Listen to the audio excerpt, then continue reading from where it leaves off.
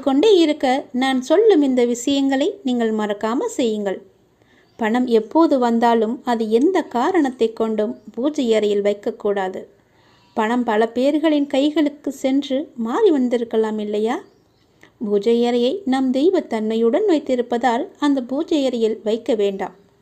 நம்முடைய வீட்டிலும் தொழில் செய்யும் இடத்திலும் பணம் சேர்வதற்காக எத்தனையோ பரிகாரங்களை எத்தனையோ விதங்களில் செய்து பார்க்கின்றோம். சில பேருக்கு சில பரிகாரங்கள் பலனளிக்கும், சில பேருக்கு எந்த பரிகாரங்களும் பலன் கொடுக்காது.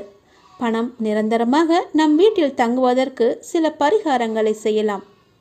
பணம் இன்றைக்கு பல பிரச்சனைகளை தீர்க்கும் சாவியாக இருந்து வருகிறது.